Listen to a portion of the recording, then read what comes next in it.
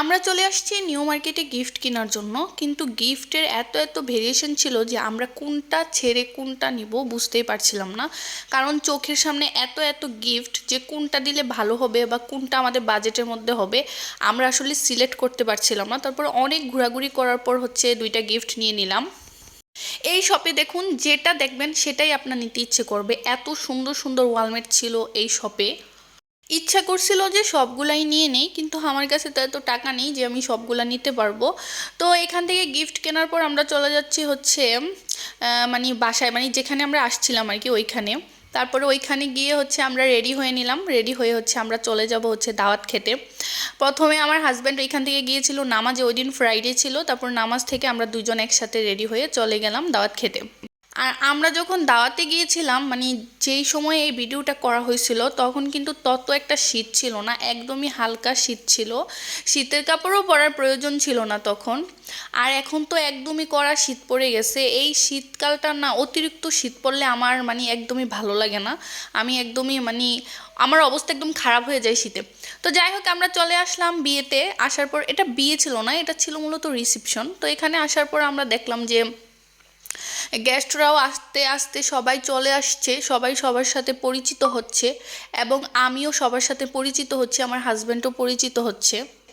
আমি মনে মনে একটা কথা চিন্তা করতেছিলাম, যদি আমার হাজব্যান্ড না এসে আমি একা আসতাম তাহলে আমার কী অবস্থা হতো। আমি একা একা এভাবেই বসে থাকতাম। আবার আমি না আসলে আমার হাজব্যান্ড যদি একা আসতো তাহলে ওর কী হতো।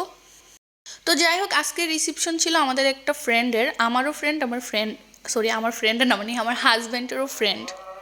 তারপর আমি খাওয়ার জন্য অনেকক্ষণ যাবত ওয়েট করতেছিলাম যে কখন খাবারটা দিবে। খাবার খাওয়ার পর আমরা দুইজন ঘুরতে যাব।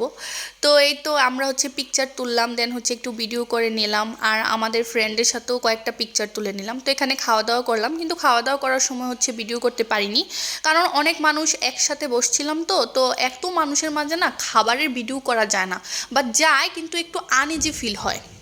তারপর আমরা এখান থেকে চলে গিয়েছিলাম ধানমন্ডি লেকে চা খাওয়ার জন্য, কারণ আমার মনে হয় without T the day is incomplete. চা ছাড়া তো হবেই না, কারণ চা তো আমার খেতেই হবে। আর তাছাড়াও ওই দিন সারাদিন সারাদিন না, সকালবেলা চা খেয়েছিলাম, আমাদের ভাবি আমাদেরকে চা খাইয়েছিল। ভাবি বলতে যার বাসায় গিয়েছিলাম, তো তারা আমাকে চা খাইয়েছিল। তো সকালবেলা চা খেয়েছি, তারপরেও সন্ধ্যার দিকে আবার চা খেতে ইচ্ছে করে। তো চা খাওয়ার জন্য লেকে আসছিলাম, এসে দেখি এখানে একটা কনসার্ট হচ্ছে। তো আমি না বেশিক্ষণ দাঁড়িয়ে থাকতে পারি নাই, আমার পা অনেক বেশি ব্যথা করতেছিল। ওই দিন আমি অনেক বেশি টায়ার্ড ছিলাম, তো ভাবলাম যে না, আর এইসব গান টান শুনতে পারবো না, চলো আমরা চা খেয়ে আসি। তারপর আমরা চা খেলাম, চা খাওয়ার পর চলে গেলাম আবার যেখান থেকে আসছিলাম, মানে ভুলে গেছি, মনে থাকে না কোনো কিছু, মাথাটা পুরাই নষ্ট হয়ে গেছে বুঝছেন, মনে থাকে না। তো যাই হোক, এখানে আসলাম কফি লাইমে। আমরা কফি লাইম না কি লাইম যেমি, আমার মাথাটা উলট পালট হয়ে গেছে। তো যাই হোক, এখানে আসার পর আমরা নিয়ে নিলাম একটা লেমন জুস। লেমন জুস খেতে খেতে আজকে বিদায় নিয়ে নিচ্ছি। সবাই ভালো থাকবেন, টাটা, বাই বাই, আল্লাহ হাফিজ।